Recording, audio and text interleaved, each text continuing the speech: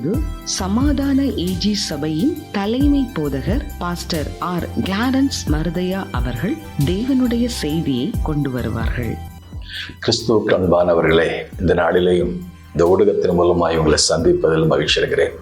இந்த நாளிலே ஆண்டவர் நமக்கு தரக்கூடிய வார்த்தை என்னவென்றால், என்னுடைய வீடு சகல ஜனங்களுக்கும் ஜெப வீடு எனப்படும். என் ஜெப வீட்டில் நான் அவர்களை மகிழ பண்ண மகிழ்ச்சியாக இருக்கிற ஒரு இடம் தேவனுடைய பிரசன்னம், தேவன் தங்குகிற இடம். அது அந்த இடத்துல அவர்களை மகிழ பண்ணுவேன். நான் ஊழியம் செய்த போது ஆரம்ப நாட்களில் வியாதிப்பட்டவர்கள் வருவார்கள். 4 வருஷமாக சுகமில்லாத ஒரு சைரவங்க பிடிச்ச அம்மாவுக்கு ஒரு அற்புதமான விடுதலை கொடுத்தார். 2வது, ஆண்டவர் அவங்க வாழ்க்கையில் செய்த நன்மையை அவங்க சொந்த அக்காவுக்கு சொன்னாங்க. அவங்க அக்கா அசுத்தாவினால் பாதிக்கப்பட்டவங்க. பலவித நிலையில் பாதிக்கப்பட்டு பல புண்ணிய ஸ்தலங்களுக்கு போனாங்க. பல ஆயிரக்கணக்கான ரூபாய்களை செலவு செய்தாங்க. ஆண்டவரை பற்றி அறியாத குடும்பம். ஆனால் தன்னுடைய சகோதரி அவர்கள் பெற்ற நன்மையை அக்கா வீட்டில் குடும்பத்தில் அம்மாட்டெல்லாம் சொல்லி, அக்கா கஷ்டப்படுறாங்க, அவங்களை கட்டி வச்சிருந்தாங்க. ஏன்னா திடீர்னு ஓடி போயிடுவாங்க, வஸ்திரத்தை கூட உறிஞ்சு போட்டு ஓடி போயிடுவாங்க, நடுராத்திரில் ஓடி போயிடுவாங்க, பிடிக்க முடியாது, கட்டி வச்சிருந்தாங்க. ஆனால் அப்படிப்பட்ட அந்த கட்டப்பட்ட நிலைமையில காணப்பட்ட சகோதரியை ஒரு சின்ன வீடு தான். அன்னைக்கு ஆரம்ப காலத்தில் ஒரு 5 ரூபாய்க்கு தான் வாடகைக்கு எடுத்து ஆராதனை செய்தோம்.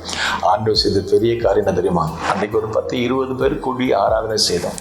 ஆனால் அந்த ஜெப வீட்லையும் அம்மாவுக்கு அந்த பொல்லாத ஆவி அந்த வீட்டுக்குள்ள வர முடியாதபடி தடுத்து நிறுத்தியது. ஆனால் கட்டாயப்படுத்தி கொண்டு வந்த பொழுது அலறியை எடுத்து அந்த அம்மாவிட்ட புறப்பட்டு சென்றது. அந்த சனப்பொழுதுல ஆவியானவர் மாபெரும் விடுதலை கட்டளையிட்டார். கர்த்தருடைய ஆவியானவர் எங்கே உண்டோ அங்கே விடுதலை உண்டு. அப்படியானால் தேவனுடைய வீட்டில் ஆவியானவருடைய ஆளுகை செய்கிற ஒரு இடம், அந்த இடத்துக்கு நாம் வரும்பொழுது நிச்சயமாகவே அந்த இடத்துல ஒரு மாற்றம் உண்டு, ஒரு மன்னிப்பு உண்டு, ஒரு விடுதலை உண்டு, ஒரு சுகம் உண்டு. பாவத்தில், சாபத்தில், வியாதியில் கண்ணீர் இருக்கிற மக்களுக்கு மாபெரும் மாற்றத்தை கட்டளையிட்டார். என்னுடைய பீஸ் அசம்பிளிஸ் ஆஃப் காட் சபையில் நான் இந்த ஊருக்கு வந்து 96 வந்தேன். 28 ஆண்டுகள் ஆகிறதற்காக நான் கர்த்தரை துதிக்கிறேன். இங்கே வந்த பொழுது அநேக அற்புதங்களை செய்தார்.